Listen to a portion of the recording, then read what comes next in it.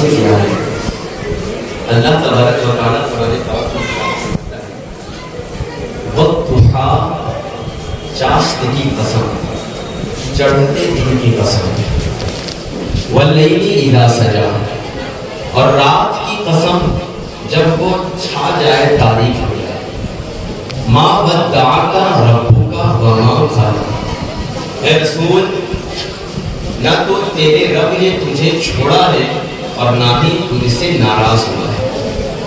وَلَلْآخِرَةُ خَيْرٌ لَكَ مِنَ الْأُولَىٰ. اے رسول آپ کے لیے اس دنیا سے بہتر آخرت ہے. وَلَسَوْفَ يُعْطِيكَ رَبُّكَ فَتَرْضَىٰ.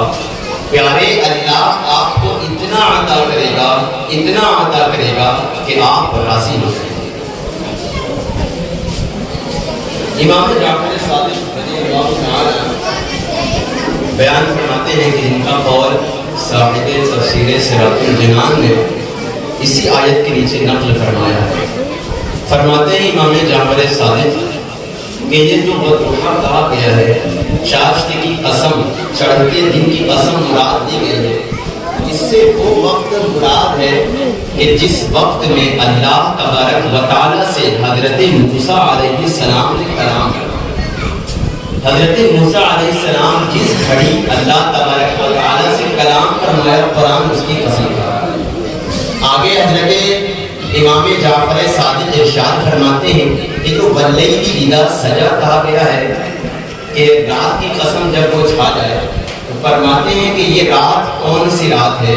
تو آگے ارشاد فرمایا کہ اس رات سے مراد معراج مصطفیٰ، یعنی جس دن جس رات رسول پاک کو معراج ہوئی وہ رات. مصنفین نے اس پر بڑا کلام کیا ہے اور الگ الگ طرح کا معنی بھی بیان کیا. سب سے پہلے اس آیت کا مطلب، اس کی تفسیر و تشریح اور اچھے طریقے سے اس وقت واضح ہوگی جب اس آیت کا سبب نزول بیان کر دیا جائے کہ یہ آیت کیوں وجہ، کس وجہ سے نازل ہوئی، کس مقام پر نازل ہوئی اور کیا سبب تھا اس کا.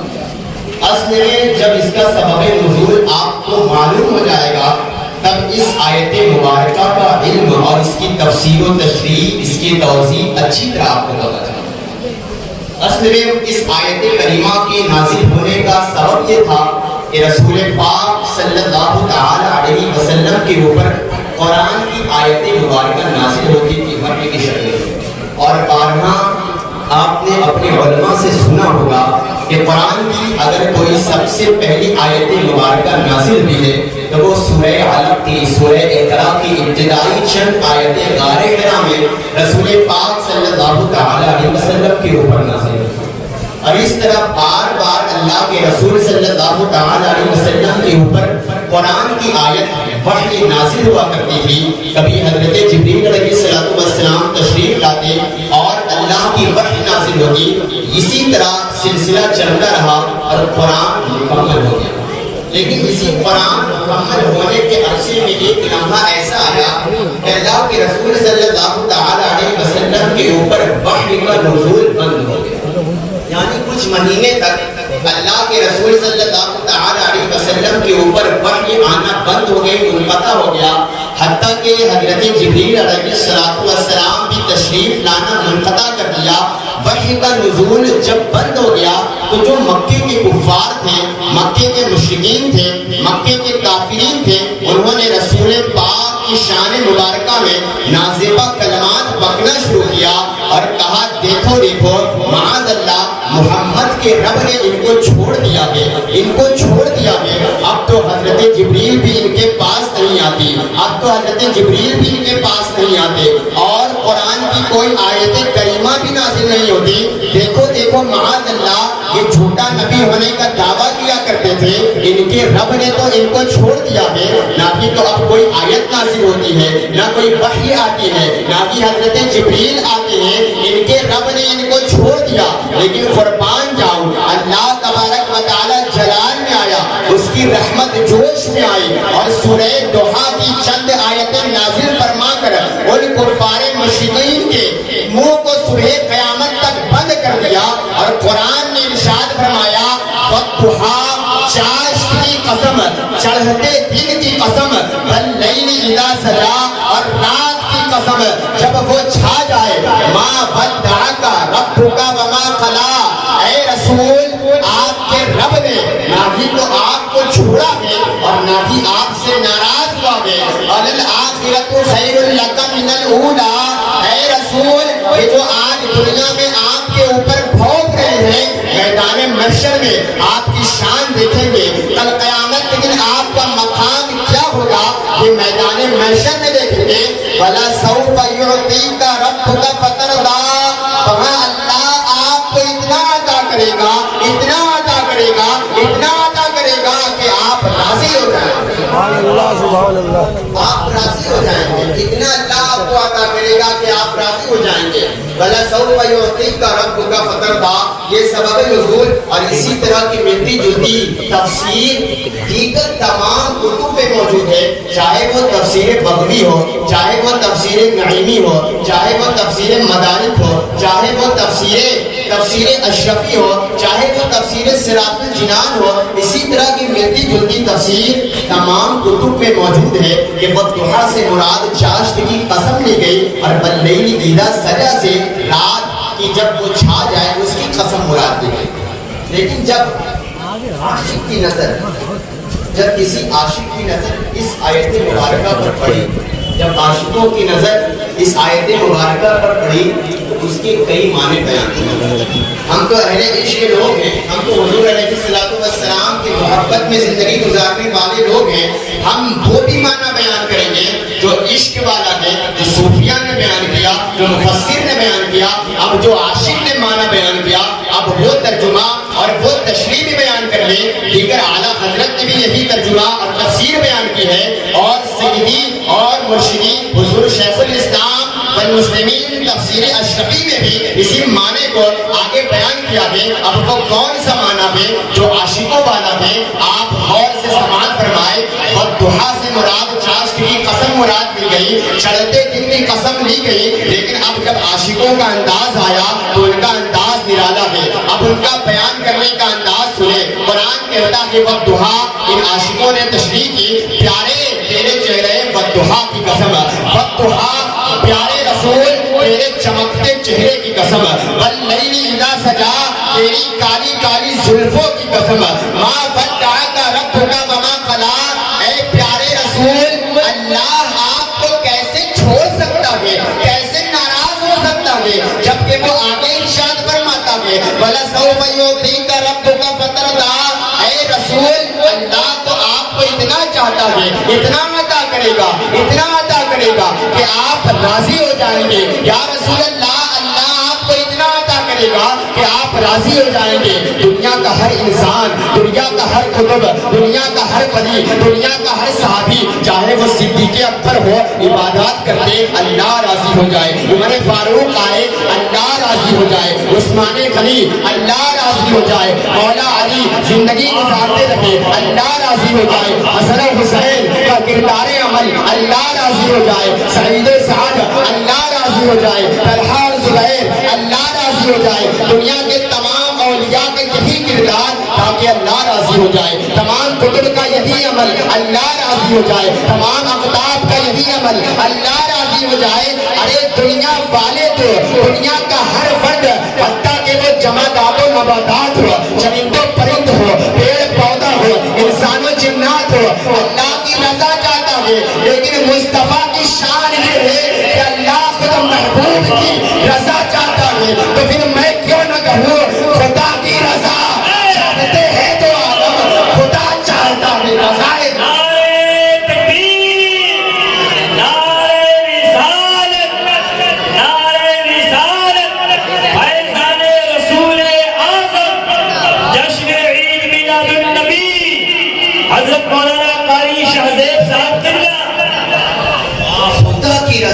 چاہتے ہیں جو عالم، خدا کی رضا چاہتے ہیں جو عالم، خدا چاہتا ہے رضائے محمد۔ ارے بلکہ معاملہ تو اس سے بھی زیادہ بڑھ کر ہے، بلکہ معاملہ تو اس سے بھی زیادہ نرالا ہے، بلکہ معاملہ تو اس سے بھی بدتر اور بالا ہے۔ وہ کون سا معاملہ ہے کہ جہاں جہاں اللہ کا ذکر کیا جاتا ہے وہاں وہاں مصطفیٰ کا بھی ذکر کیا جاتا ہے. اللہ کے ذکر کے بغیر اللہ مصطفیٰ کے جہاں جہاں رب کا ذکر ہوتا ہے وہاں وہاں مصطفیٰ جان رحمت کا بھی ذکر ہوتا ہے. جہاں رب کا ذکر ہوتا ہے وہاں وہاں مصطفیٰ جان رحمت کا بھی ذکر ہوتا ہے. چاہے وہ صلاۃ ہو چاہے وہ نماز ہو اللہ کے ذکر کے ساتھ مصطفیٰ کا ذکر ہے. چاہے وہ اذان و اقامت ہو اللہ کے ذکر کے ساتھ مصطفیٰ کا ذکر ہے. چاہے وہ کلمہ طیب ہو اللہ کے ذکر کے ساتھ مصطفیٰ کا ذکر ہے. چاہے وہ کلمہ شہادت ہو اللہ کے ذکر کے ساتھ مصطفیٰ کا ذکر ہے. چاہے وہ کلمہ تمجید و توحید ہو اللہ کے ذکر کے ساتھ مصطفیٰ کا ذکر ہے.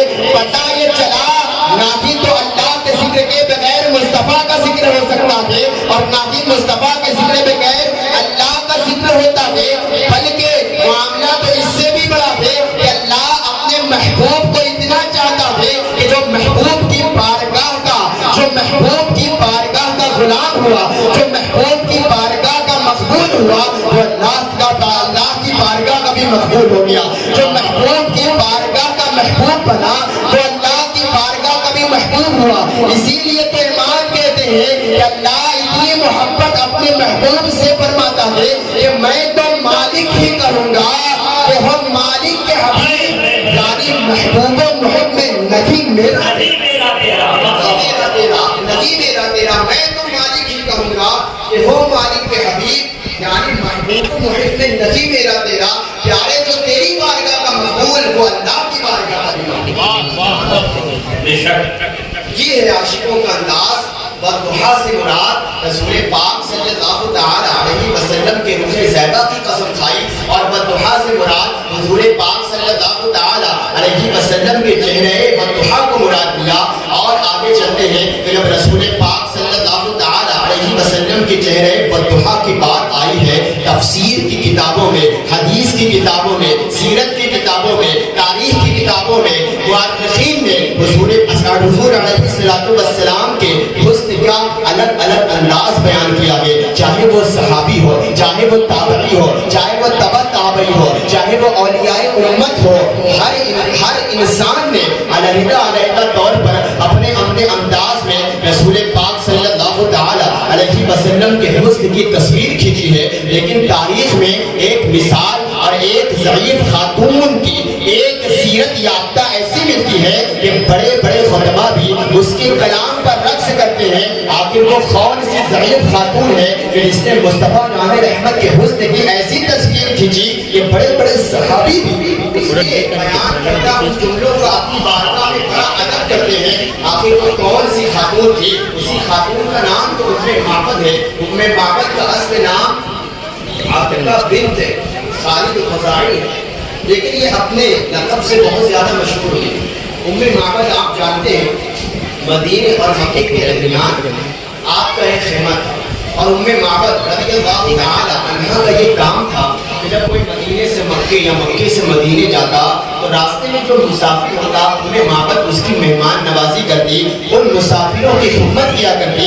مکے اور مدینے کے درمیان معبد کا خیمہ تھا. معبد نے رسول پاک صلی اللہ تعالی علیہ وسلم کے حسن کی کیسی مثال بیان کی ہے. آپ محبت کے ساتھ سماعت فرمائیں اور دل کی گہرائیوں سے سنیں کہ ہمارے اور آپ کے آقا جناب محمد عربی صلی اللہ تعالی علیہ وسلم کی شان کیا ہے ان کا مقام کیا ہے. جب رسول پاک صلی اللہ تعالی علیہ وسلم حضرت سیدنا صدیق اکبر رضی اللہ تعالی عنہ کے ساتھ مدینے کی ہجرت کرنے کا ارادہ فرمایا تو بارہا آپ نے اپنے علماء سے سنا ہمارے سور میں حضرت سیدنا صدیق اکبر کے ساتھ اللہ کے رسول کئی دن تشریف فرما ہے. میں اس واقعات کے تفصیلات نہیں جانا چاہتا.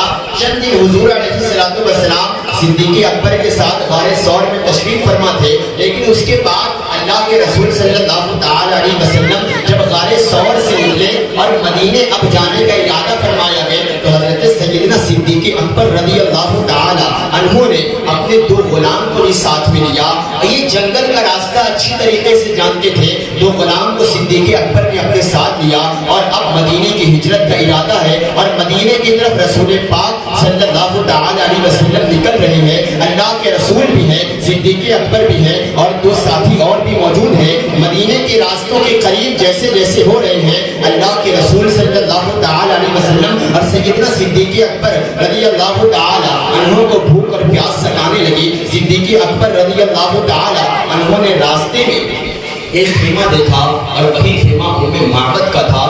معبد کا وہ خیمہ تھا. رسول پاک صلی اللہ تعالی علیہ وسلم اور سیدنا صدیق اکبر رضی اللہ تعالی اس خیمے کے قریب ہوئے اور حضور علیہ الصلوۃ والسلام بھی تشریف فرما گئے. صدیق اکبر نے خیمے کے باہر سے آواز لگائی کہ اے خاتون پردے میں رہنے والی, اگر تیرے پاس کچھ کھجوریں یا کچھ گوشت ہے تو ہمیں عطا کر دے, اس کے بدلے میں ہم اس کی قیمت دیں گے, اس کے بدلے میں پیسہ دیں گے. وہ کھجور اور گوشت کو ہمیں بیچ دے تاکہ ہم اس کھجور اور گوشت کو کھا کر ہم اپنی بھوک اور پیاس کو مٹا سکیں. معبد نے کہا ہائے افسوس, میرا خیمہ مکے اور مدینے کے درمیان اسی وجہ سے لگا ہوا ہے کہ میں راستے میں مسافروں کی خدمت کیا کرتی ہوں, لیکن آج افسوس اس بات کا ہے کہ آج آئے اس حالت میں عین وقت میں میرے یہاں تو آج قہر شالی ہے. آج تو میرے پاس نہ کھجوریں موجود ہے اور نہ ہی گوشت موجود ہے. صدیق اکبر سے معافی مانگی کہ میرا کام تو یہی تھا کہ میں مسافروں کی خدمت کروں, لیکن آج ایسے موقع پر آپ آئے ہیں کہ یہاں تو ہمارے پاس کوئی بھی موجود نہیں ہے. اتنے میں رسول پاک صلی اللہ تعالی علیہ وسلم کی نظریں مبارکہ معبد کے خیمے کے ایک کنارے پڑی. دیکھا ایک بکری بندھی ہوئی ہے. اللہ کے رسول صلی اللہ تعالی علیہ وسلم نے معبد سے کہا اے معبد, یہ بکری کیسی ہے, یہ کیسی بکری جو سائیڈ میں بندھی ہوئی ہے؟ معبد نے کہا میرے شوہر ابو معبد تمام جانوروں اور بکریوں کو چرانے کے لیے گئے ہیں, رات کے وقت آئیں گے. یہ کمزور اور لاغر بکری ہے, یہ چلنے کے بھی قابل نہیں ہے. اللہ کے رسول نے ارشاد فرمایا الحاضر لبن, کیا یہ دودھ دیتی ہے؟ آپ جانتے ہیں کہ یہ واقعہ کتنا مقبول واقعہ ہے. حدیث کی کتاب ترمذی میں یہ واقعہ موجود ہے, سیرت کی کتاب سیرت ابن ہشام میں موجود ہے, طبقات کبریٰ میں موجود ہے, مدارج النبوہ میں موجود ہے, سیرت خیر العباد میں موجود ہے. اس کے علاوہ اہل سنت کی بے شمار کتب میں یہ واقعہ اتنا مقبول ہے کہ تمام کتب میں یہ واقعہ مذکور ہے. اللہ کے رسول نے کہا کیا یہ دودھ دیتی ہے؟ معبد نے کہا یہ انتہائی کمزور لاغر بکری چلنے کی بھی لائق نہیں, یہ بھلا دودھ کیسے دے سکتی ہے؟ رسول پاک صلی اللہ تعالی علیہ وسلم نے ارشاد فرمایا اے معبد, اگر تو مجھے اجازت دے تو میں اس بکری کا دودھ لوں. معبد نے سمجھا یہ کیسے ہو سکتا ہے کہ آنے والا کوئی کہے کمزور اور لاغر بکری کو دیکھ کر کہ دودھ دے گی, ایسا کیسے ہو سکتا ہے؟ انفرادی طور پر معبد کو معبد کیا سوچی, عرض کیا کہ میں اجازت دیتی ہوں. اتنے میں رسول پاک صلی اللہ تعالی علیہ وسلم کے وہ سامنے بکری لائی گئی. آپ اللہ کے رسول کی شان دیکھیں کہ حضور کو اللہ نے کتنا اختیار دیا ہے, اپنا دست نبوت علاقہ الصلوۃ والسلام نے اس بکری پر رکھا ہے اور بسم اللہ پڑھا ہے. مورخین نے لکھا ہے معبد کے گھر کے برتن منگوائے گئے اور بعض مورخین نے یہاں تک لکھا کہ معبد کے گھر کے تمام برتن اس لاغر بکری کے دودھ سے بھر گئے. رسول پاک نے سب سے پہلے معبد کو وہ دودھ کا پیالہ دیا, اے معبد نوش فرما. شکم سیر ہو کر معبد کو نوش فرمایا. اسی کے بعد رسول پاک نے صدیق اکبر کو اور 2 غلاموں کو دودھ دیا اور آخر میں رسول پاک صلی اللہ علیہ وسلم نے دودھ نوش فرمایا اور اس بکری کے لیے دعا ارشاد فرمائی اللہم بارک لہا فی شاتھا, مولا اس بکری میں برکت عطا فرما. اور اس مختصر سی ملاقات میں بکری کے لیے برکت کی دعا کر کے رسول پاک واپس مدینے کی طرف جانے کا ارادہ فرما لیا.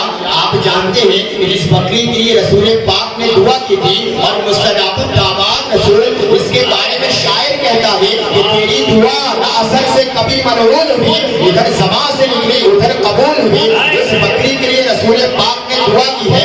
آپ جانتے ہیں 18 سال تک وہ بکری زندہ رہی. رسول پاک کی زندگی میں لوگ دور دور سے آتے اور اس بکری کا نظارہ اس کا دیدار کیا کرتے. صدیق اکبر کا زمانہ آیا وہ بکری زندہ رہی. فاروق اعظم کا زمانہ آیا وہ بکری زندہ رہی. حتیٰ کہ فاروق اعظم کے زمانے میں ایک مرتبہ ایسا اہل شادی کا دور آیا کہ لوگ بھوک اور پیاس کی وجہ سے تڑپ رہے تھے, لیکن معبد کہتی ہے کہ جس لاغر بکری کے لیے میرے رسول نے دعا ارشاد فرمائی تھی, ایسے اہل شادی کے دور میں بھی میری لاغر بکری اسی طرح دودھ دیا کرتی جس طرح ابتدائی دور میں.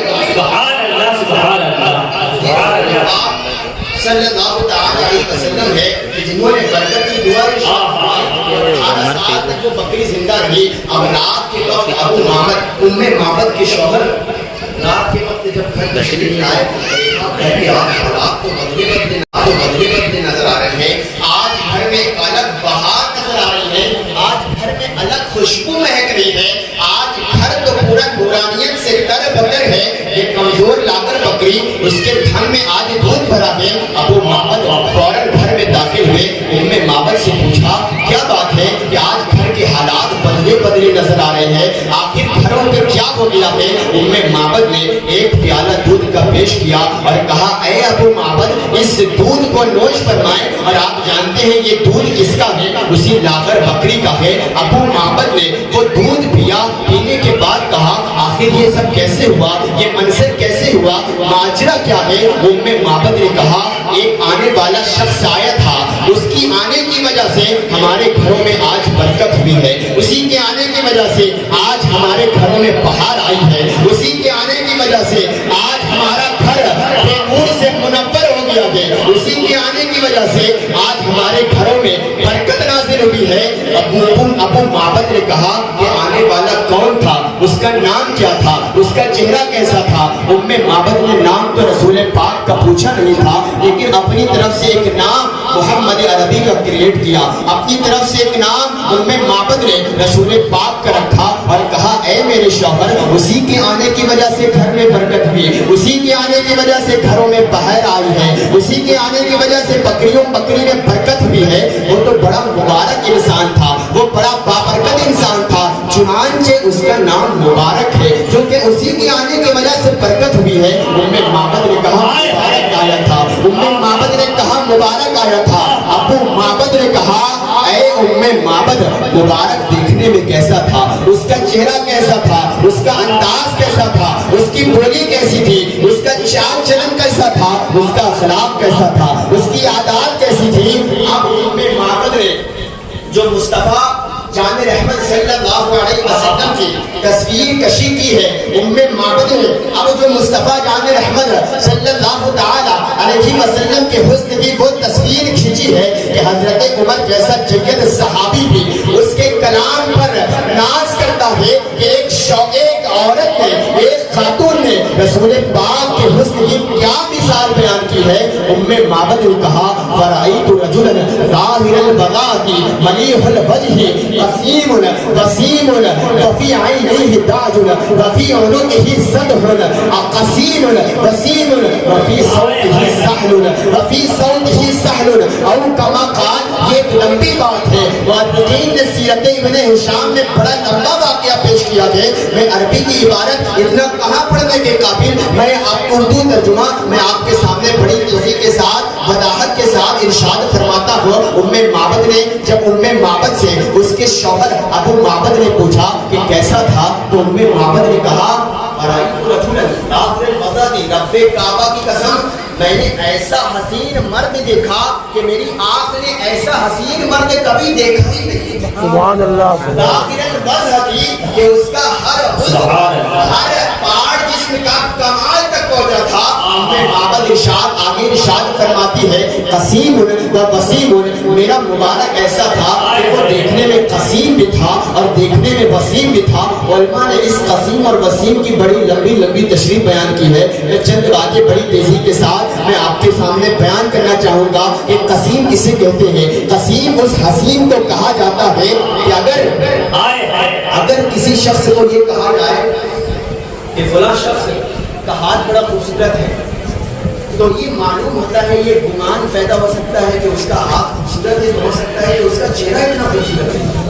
अगर किसी से ये कह दिया जाए कि हाँ उसकी आंख बहुत खूबसूरत है, तो ये गुमान पैदा हो सकता है, आंख तो खूबसूरत हो सकता है, उसके हाथ में वो बात नहीं, नाक और लब में वो बात नहीं। लेकिन कुर्बान जाओ, कसीम उस हसीन को कहते हैं कि इंफरादी तौर पर अलहदा तौर पर जिस्म का हर हिस्सा उसके कमाल को पहुंचा हुआ। मिसाल के तौर पर यूं समझे मेरे मुबारक की आंखें ऐसी थी कि उसके मुबारक आंखों का मुकाबला कोई नहीं कर सकता। मेरे मुबारक का लब ऐसा था कि उसके लब का मुकाबला कोई नहीं कर सकता। मेरे मुबारक की पलकें ऐसी थी कि उसके पलकों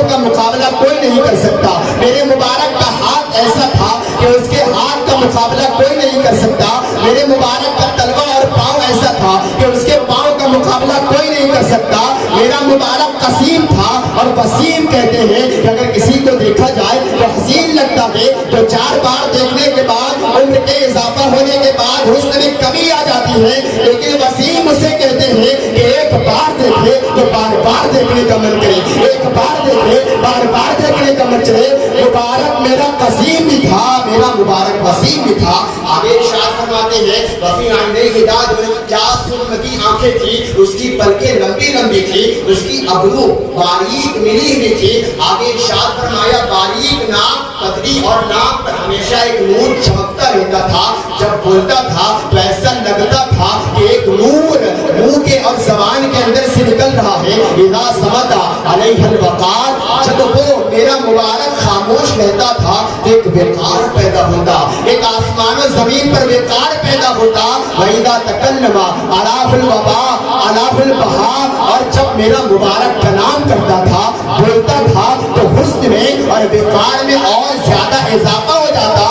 मेरे मुबारक को जब दूर से देखा जाता तो हसीन लगता था, और जैसे जैसे करीब आता और जब करीब आ जाता तो ऐसा लगता अभी जान निकल जाएगी, अभी जान निकल जाएगी, ऐसा हसीन था। अरे जिस हस्ती को मुस्तफा जान रहमत को करीब से सहाबा ने देखा तो उनका मकाम क्या होगा। जिस हस्ती को रसूल पाक सल्लल्लाहु तआला अलैहि वसल्लम को करीब से देखा,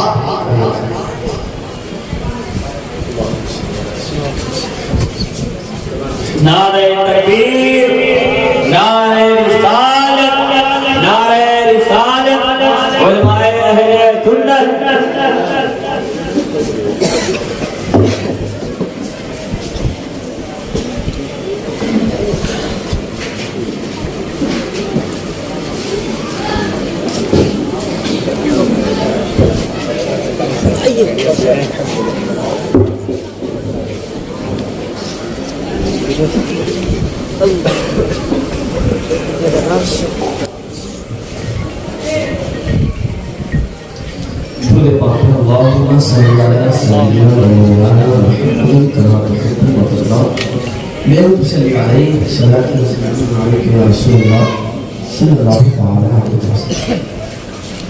तुम्हें उम्मे माबद की वो रिवायत बयान कर रहा था कि मेरा मुबारक कैसा था। आगे उम्मे माबद इरशाद फरमाती है कि जब मुबारक को दूर से देखा जाता था तो हसीन लगता था, और जब करीब आता था तो हुस्न में ऐसा इजाफा होता, ऐसा लगता कि उसका हुस्न अभी मेरी जान निकाल के रख देगा, उसका हुस्न अभी मेरी रूह कब्र से परवाज कर जाएगी। मेरा मुबारक कैसा था। जिस हस्ती को मुस्तफा जान रहमत को जिन लोगों ने करीब से देखा था, हज़रत अबू हुरैरा रज़ियल्लाहु ताला, ये वो अबू हुरैरा है कि जिसने हदीस मुस्तफा को सबसे ज्यादा अगर किसी सहाबी ने रिवायत किया है वो जात हज़रत अबू हुरैरा की जात है। हर वक्त मुस्तफा जान रहमत सल्लल्लाहु ताला अलैहि वसल्लम के कदमों में कुर्बान और हमेशा रसूल पाक सल्लल्लाहु अलैहि वसल्लम के साथ रहा करते थे। वो अबू हुरैरा रज़ियल्लाहु ताला अन्हु इरशाद फरमाते हैं कि जो कि तिर्मिज़ी की हदीस, और इसको आला हजरत ने भी फतावा रज़िया में नक़ल फरमाया है। वो अबू हुरैरा जय्यद सहाबी कहता है मा रअयतु शैअन अहसन मिन रसूलिल्लाह सल्लल्लाहु ताला अलैहि वसल्लम।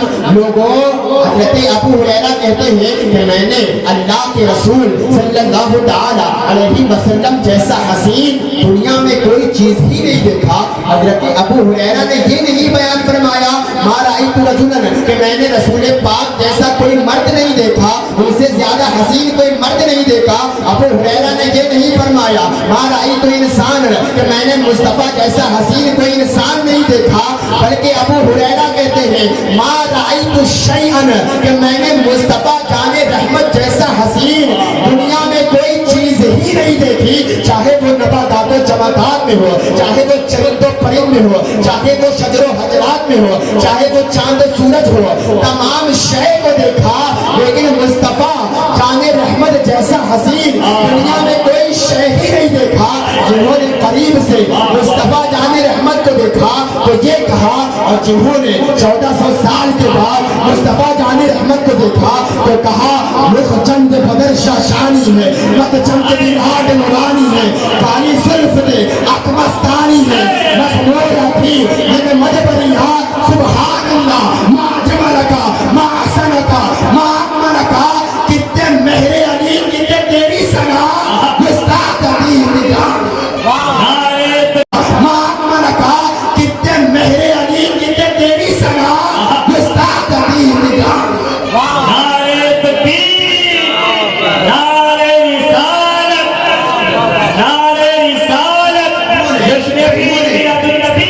जिन्होंने करीब से मुस्तफ़ा जान रहमत को देखा तो अलग अलग तरह से हुस्न की मिसाल बयान की। जिन्होंने करीब से मुस्तफ़ा जान रहमत को देखा, जिन्होंने उनकी सोहबत पाई तो क्या इरशाद फरमाया, वाहसन मिनका लम तरा कत्तु ऐनी वाजमल मिनका लम तलिदिन निसा खुलिक़ता मुबर्रअन मिन कुल्ली ऐबिन कअन्नका क़द खुलिक़ता कमा तशा। जिन्होंने करीब से देखा तो कहा मुस्तफ़ा जैसा हसीन आज तक किसी माँ ने पैदा ही नहीं किया, मुस्तफ़ा जैसा हसीन किसी माँ ने आज तक चला ही नहीं। जिन्होंने सोबत पाई तो उन्होंने ये कहा, और जिन्होंने 1400 साल के बाद मुस्तफ़ा जान रहमत को देखा तो क्या कहा, हम याद नबी तफील इसलिए तो शुद्ध पैदा जाना जगराज तो ताज तोरे संसो तुझको शहीद सरा जाना अनफियत शिव सखा का दम ऐ कैसुए पाक ऐ अबरे करम बरसन हारे हम छिम रंजिन दो बोध इधर भी ये सल्लल्लाहु तआला अलैहि वसल्लम की शान मुबारका कि जिन्होंने मुस्तफ़ा जान रहमत को करीब से देखा था, जिन्होंने हुजूर की सोहबत पाई थी, जो हमा वक्त रसूल पाक के कदमों में रहा करते थे, उन्होंने क्या कहा। हज़रत जाबिर इरशाद फरमाते हैं कि एक मर्तबा मैंने रसूल पाक सल्लल्लाहु तआला अलैहि वसल्लम को देखा कि आप सुर्ख चादर ओढ़े हुए थे, सुर्ख चादर ओढ़े हुए थे। मैंने देखा कि मुस्तफ़ा जान रहमत तशरीफ फरमा है और मैंने आसमान पर 14वीं को चांद को देखा। एक मर्तबा मैं 14वीं के चांद को आसमान पर देखता और एक मर्तबा मैं अपने इस चांद को देखता, एक मर्तबा आसमान के चांद को देखता, एक मर्तबा मुस्तफ़ा जान रहमत को देखता। मेरी नजर बार बार दौड़ती रही, एक बार उस चांद को और एक बार इस चांद को देखता रहा। रब्बे काबा की कसम मेरी निगाह ये फैसला कर उठाई, बल्कि मैंने ये नतीजा निकाला कि चांद की चांदनी, इस चांद की चांदनी मेरे मुस्तफ़ा जान रहमत के कदमों की भी एक खैरात है। ऐसा लग रहा है कि हुजूर अलैहिस्सलातु वस्सलाम के नालैन के आगे ये चांद भी फीका पड़ रहा था। ऐसे हसीन और जमील मेरे रसूल लग रहे थे, जिन्होंने करीब से मुस्तफ़ा जान रहमत को देखा था तो क्या मिसाल बयान की, और जिन्होंने बाद में मुस्तफ़ा जान रहमत को देखा तो क्या कहा। सरताब कदम है तने सुल्तान ज़मन फूल दहन फूल ज़तन फूल बदन फूल। सरताब कदम है तने सुल्तान ज़मन फूल रब फूल दहन फूल ज़तन फूल बदन फूल। सरताब कदम है तने सुल्तान ज़मन फूल रब फूल दहन फूल ज़तन फूल बदन फूल। अल्लाह जो मिल जाए मेरे गुल का पसीना मांगे न कभी इत्र न फिर चाहे दुल्हन फूल। अल्लाह जो मिल जाए मेरे गुल का पसीना मांगे न कभी इत्र न फिर चाहे दुल्हन फूल। इनका भी हमारे तो हिलाए नहीं हिलता, इनका भी हमारे तो हिलाए नहीं हिलता। तुम चाहो तो हो जाए अभी कोहे में हनफूल, तुम चाहो तो हो जाए अभी कोहे में हनफूल। दंदाम लबो जुल्फ रुखे शेख फिदाई, दंदाम लबो जुल्फ रुखे शेख फिदाई, दंदाम लबो जुल्फ रुखे शेख फिदाई, दंदाम लबो जुल्फ रुखे शेख फिदाई। है दुर्रे वदन लाल अमन मुश्क वतन फूल, है दुर्रे वदन लाल अमन मुश्क वतन फूल। और क्या बात रज़ा उस चमनिस्तान करम की ज़हराए कली जिसमें हुसैन और हसन थी। ये आक़ाए करीम सल्लल्लाहु तआला अलैहि वसल्लम का हुस्न, और ये जो जितना हुस्न रसूल पाक सल्लल्लाहु तआला अलैहि वसल्लम का बयान किया जाता है हदीस पाक में, तफसीर की कुतुब में, सीरत में, तवारीख में, ये जितना हुस्न जो बयान किया जाता है असल में ये हुस्न ज़ाहिरी, बातिनी हुस्न क्या है? ये हुस्न ज़ाहिरी है, बल्कि बातिनी हुस्न की आँख तो उस हमारी वहाँ तक रसाई तक नहीं। इसीलिए तो रसूल पाक ने इरशाद फरमाया था, या अबा बकर लम यारिफनी हकीकतन गैर रब्बी, अबू बकर मेरी हकीकत क्या है सिवाय मेरे रब के कोई नहीं जानता। मेरी हकीकत क्या है? अरे सिद्दीक़ अकबर जैसा सहाबा का सरदार जो रसूल पाक की हकीकत को न समझ सका सिवाय रब के, कोई उनकी हकीकत तो नहीं जानता, तो हम और आप क्या समझ सकते हैं? इसीलिए तो इमाम ताज्जुब में कहते हैं, या रसूल अल्लाह सरवर का کہوں کہ مالک و مولا کہوں تجھے، سرور کہوں کہ مالک و مولا کہوں تجھے، آگے خلیل کا گل زیبا کہوں تجھے، اللہ تیرے جسم منور کی تابش ہے، اے جانے جا میں جانے تجلا کہوں تجھے، لیکن رضا نے ختم سخن اس پہ کر دیا، خالق کا بندہ خلق کا آقا کہوں تجھے۔ یہ حسن ظاہری رسول پاک صلی اللہ تعالیٰ علیہ وسلم کی آخری بات میں بڑی تیزی کے ساتھ بیان کر کے اپنی تمام کر دینا چاہوں گا۔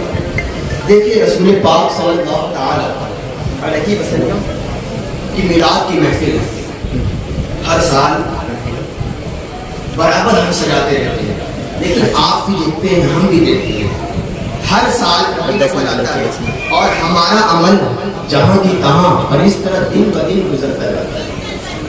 آج تو ہم زبانی رسول پاک صلی اللہ تعالیٰ علیہ وسلم کی محبت بار بار دعوے دار کرتے ہیں کہ ہاں حضور سے ہمیں پیار ہے، حضور سے ہمیں عشق ہے، حضور سے ہمیں وفا ہے، لیکن جو قلبی محبت ہے، عملی محبت ہے، محبت تو دل کی ہے، محبت تو دل کی کیفیت کا نام ہے، محبت تو دل سے کی جاتی ہے۔ زبان سے ہم صرف نام لیں اور دل ہمارا خالی ہے۔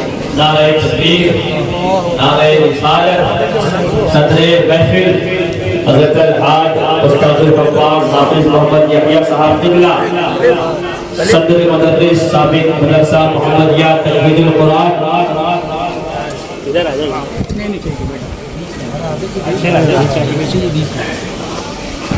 ہم ایک طرف تو حضور کی محبت کا دعویٰ بھی کرتے ہیں، دوسری طرف نمازوں سے دور ہم رہے۔ ہم ایک طرف حضور کی محبت کا دعویٰ بھی کرتے رہے، اپنی زبان سے گالی گلوچ ہم کرتے رہے۔ ہم حضور کی محبت کے دعوے دار بھی بنے، والدین کی نافرمانی اور بدکلامی ان کے ساتھ ہم کرتے رہے۔ ایک طرف ہم حضور کی محبت کے دعوے دار بنے، سڑکوں پر بے حیائی اور بد نظری ہم کرتے نظر آئے۔ ایک طرف تو ہم حضور کی محبت کے دعوے دار بھی بنے، رات میں زنا کے مناظر اور برائیوں کا اڈوں کو آباد ہم کریں۔ ارے یہ کیسی محبت ہے۔ ربیع الاول مصطفیٰ جان رحمت نے ختم کیا رکھا، تاریکیوں میں تاریکیوں میں اجالا پیدا ہو گیا۔ یہ ہمارا دل آج بھی مردہ ہے اور اسی طرح مردگی کے ساتھ چلتا رہتا ہے۔ یقیناً اگر اس محبت کو ہم دلوں میں بسائیں، جس طرح رسول تشریف لائے تاریکیوں میں اجالا پیدا ہوا، اگر حضور ہمارے دل میں آ جائے یہ مردہ دل زندہ ہو جائے گا اور اس میں نور پیدا ہوگا۔ ابھی تو ہمارے اوپر وہ آزمائشیں اور وہ مشکلات ابھی تک نہ آئی وہ صحابہ کرام پر آئی۔ کیا صحابہ کرام پر آزمائش کی؟ حضرت بلال حبشی کا واقعہ آپ کو بارہا سنا، اتنی مصیبتیں آئی۔ حضرت خباب بن ارد رضی اللہ تعالیٰ عنہ کا واقعہ آپ نے بارہا سنا۔ ایک واقعہ بڑی تیزی کے ساتھ پیش کر کے اپنی گفتگو تمام کر دینا چاہوں گا کہ دیکھیں صحابہ کرام کیسے عاشق رسول تھے اور ان کے مقابل ہمارا عشق تھا۔ ایک صحابی حضرت عمار بن یاسر رضی اللہ عنہ ابتدائی دور میں اسلام لائے اور آپ کی والدہ حضرت سمیہ رضی اللہ تعالیٰ عنہ۔ آپ جانتے ہیں کہ حضرت سمیہ کون ہے؟ امت مسلمہ کی اگر کوئی پہلی شہیدہ ہے وہ حضرت سمیہ رضی اللہ تعالیٰ عنہ، یعنی پوری امت میں سب سے پہلی اگر کوئی شہادت ہوئی تو وہ کسی مرد کی نہیں بلکہ عورت کی۔ یہ عورتوں کو شرف حاصل ہے کہ حضرت عمار بن یاسر کی والدہ حضرت سمیہ رضی اللہ تعالیٰ عنہ مصطفیٰ جان رحمت کے دامن کو تھاما رہا، چھوڑا نہیں اور اسی طرح شہید ہو گئی اور ابو جہل کے نیزے نے آپ کو شہید کر دیا۔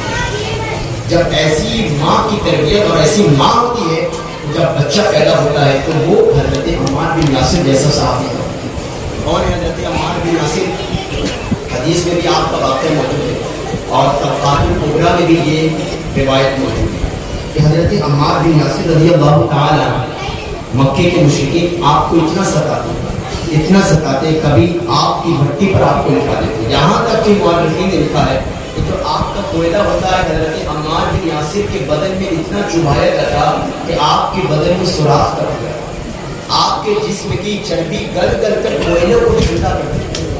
اتنا حضرت عمار بن یاسر کو ستایا جاتا ہے، لیکن زبان پر جملہ کیا ہوتا ہے؟ جانے نکال لو لیکن مصطفیٰ کا دامن میں چھوڑو ایسا۔ ایک مرتبہ آپ کو اسی طرح انگاروں پر لٹایا جا رہا تھا، مشرکین آپ کو شدید تکلیف دے رہے تھے کہ راستے میں اللہ کے رسول کو گزر رہے تھے اللہ کے رسول۔ حضرت عمار بن یاسر نے اپنی نم آواز میں روتے روتے کہا یا رسول اللہ یا رسول یا رسول اللہ نظر کرم فرمائے. اللہ کے رسول صلی اللہ علیہ وسلم نے دیکھا, آنکھ میں آنسو آ گئے, اور ایک جملہ رسول پاک نے ارشاد فرمایا, مورخین نے ان جملوں کو آج تک اپنی کتابوں میں نقل فرمایا ہے. کیا کہا رسول پاک نے؟ یا نار کونی بردم و سلامن علی عمار کنتی علی ابراہیم, اے آگ تو میرے عمار پر ٹھنڈی ہو جا جس طرح تو حضرت ابراہیم پر ٹھنڈی ہو. حضرت عمار کہتے ہیں اس کے بعد سے مشرکین مجھے آگ میں ڈالتے تو میں بڑی اطمینان کے ساتھ آگ میں رہتا, لیکن مشرکوں نے آپ کو ایک ہی شدید تکلیف نہ دی بلکہ بے شمار تکلیف کا ایک پہاڑ توڑا.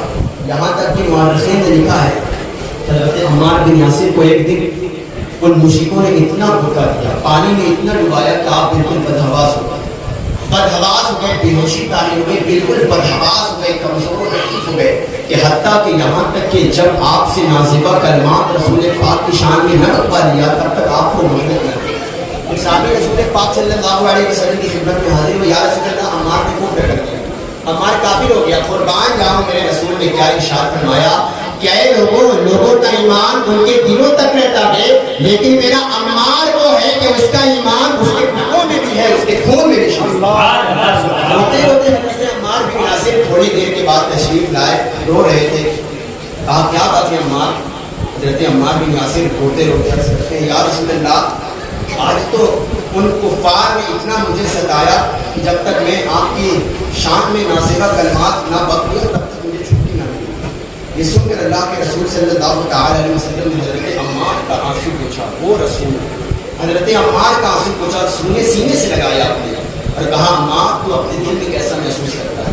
کہا اطمینان محسوس کرتا. قرآن کی سورہ نمل کی آیت نازل ہو گئی, من کفر باللہ بعد ایمانہ, من کفر باللہ بعد ایمانہ الا من اکرہ او کما قال. بلکہ مختصر اس کا مفہوم یہ ہے کہ اللہ نے حضرت عمار کے لیے قرآن پاک میں آیت مبارکہ نازل ہو گئی کہ جو اگر ظلم و زیادتی کی وجہ سے اگر کفر کر جائے لیکن اس کا دل ایمان پر مطمئن رہے تو اللہ بخشنے والا ہے, اس کا دل ایمان پر ہے.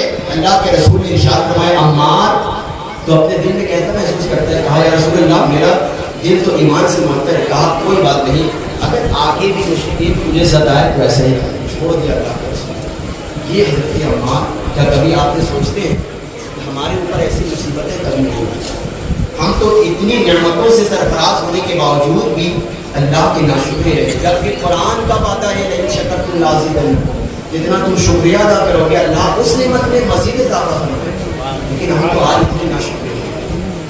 یہ حضرت عمار ہے. جب مسجد نبوی کی تعمیر ہو رہی تھی تو صحابہ کرام اٹھا کر طبقات الکبریٰ میں یہ بات موجود ہے, اور حضرت امام حضرت اسقلانی نے بھی الصحابہ میں بھی یہ بات نوٹ فرمائی. فرماتے ہیں کہ جب مسجد نبوی کی تعمیر ہو رہی تھی تو صحابہ کرام ایک ایک اینٹ اٹھا کر لے جاتے ہیں.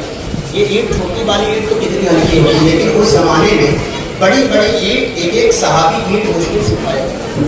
لیکن قربان جاؤں رسول پاک صلی اللہ علیہ وسلم ان صحابہ کرام کو جوش دلانے کے لیے, ان کا حوصلہ افزائی کرنے کے لیے اپنے ہاتھ میں اینٹ اٹھاتے ہیں, اور صحابہ کرام کا حوصلہ افزائی کے لیے حضور علیہ السلام کی اینٹ اٹھاتے ہیں. وہ اینٹ جو ایک اینٹ صحابی سے مشکل سے ہوتی تھی, لیکن قربان جاؤں حضرت عمار نے جب حضور کو دیکھا تو حضور علیہ السلام اینٹ اٹھا کر بڑی محنت کے ساتھ لے کر جا رہے ہیں, تو حضرت عمار رضی اللہ تعالی دو اینٹ ایک ساتھ کیا. دو اینٹ بھاری اینٹ, وہ اینٹ جو صحابی سے ایک اینٹ مشکل سے اٹھتی تھی, حضرت عمار بڑی محنت کے ساتھ دو اینٹیں اٹھائی اور اپنے پیٹھ پر لاد لیا اور جھکتے ہوئے اس طرح اینٹیں لے کر جا رہے تھے. رسول پاک کا گزر ہو رہا تھا, دیکھا عمار دو اینٹ بڑی محنت کے ساتھ لے کر جا رہا ہے. پوچھا عمار, ان کے چہرے پر سے گھٹا صاف کیا, کہا عمار سارے صحابہ ایک ایک اینٹ بڑی محنت سے اٹھاتے ہیں, تو دو اینٹ کیوں اٹھاتا ہے؟ قربان جاؤں حضرت عمار نے کیا جملہ ارشاد فرمایا کہ اے رسول میں نے دیکھا, اے میرے محبوب رسول میں نے دیکھا کہ یا رسول اللہ آپ اینٹ اٹھا کر لے کر جا رہے تھے تو میرا ایمان گوارا نہیں کرتا تھا کہ یا رسول اللہ میں موجود رہوں اور آپ اینٹ اٹھائے. یا رسول اللہ یہ ایک اینٹ میں اپنی طرف سے اٹھاتا ہوں اور ایک اینٹ میں آپ کی طرف سے, ایک اینٹ میں آپ کی طرف سے اٹھاتا ہوں, ایک اینٹ میں اپنی طرف سے اٹھاتا ہوں. ہم سے تو فجر کی نماز بھی حضور کی آنکھوں کو ٹھنڈک پہنچانے کے لیے پڑھی جا سکتی. اور وہ جیت صحابہ کرام جنہیں عذاب دیا جاتا، شدید تکلیف دی جاتی، لیکن پھر بھی ان کا انداز غلامی میں شہنشاہی والی زندگی گزارا۔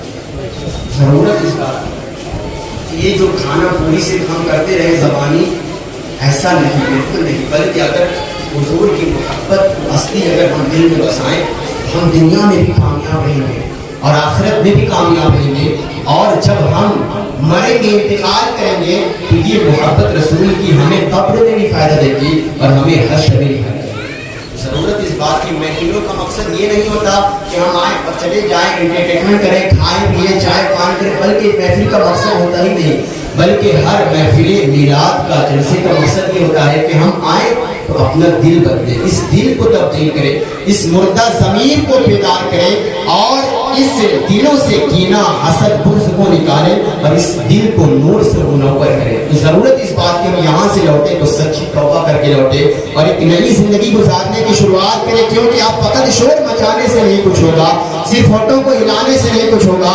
زندگی کے لیے بے موت ہی مرتے کیوں ہو، اہل ایمان ہو تو شیطان سے ڈرتے کیوں ہو، سارے غم سارے گلے شکوے بھلا کے اٹھو، دشمنی جو بھی ہے آپس میں بھلا کے اٹھو، اب اگر ایک نہ ہو پائے تو مٹ جاؤ گے، خشک پتوں کی طرح تم بھی بکھر جاؤ گے۔ اپنے اسلام کی تاریخ الٹ کر دیکھو، اپنا گزرا ہوا ہر دور پلٹ کر دیکھو، تم تو پہاڑوں کا ذکر چاک کیا کرتے تھے، تم تو دریاؤں کا رخ موڑ دیا کرتے تھے، تم نے خیبر کو اکھاڑا تھا تمہیں یاد نہیں، تم نے باطل کو پچھاڑا تھا تمہیں یاد نہیں، پھرتے رہتے تھے شب و روز بیابانوں میں، زندگی کاٹ دیا کرتے تھے میدانوں میں، رہ کے محلوں میں، ہر آیت حق بھول گئے، عیش و عشرت میں پیغمبر کا سبق بھول گئے، ٹھنڈے کمرے ہنسی محلوں سے نکل کر آؤ، پھر سے دبتے ہوئے صحراؤں میں چل کر آؤ، تاج ٹھوکر پہ رکھو، سر پہ امامہ باندھو، راہ حق میں بڑھو، سامان سفر کا باندھو، کوئی عبادت کی چاہت میں رویا، کوئی عبادت کی راحت میں رویا۔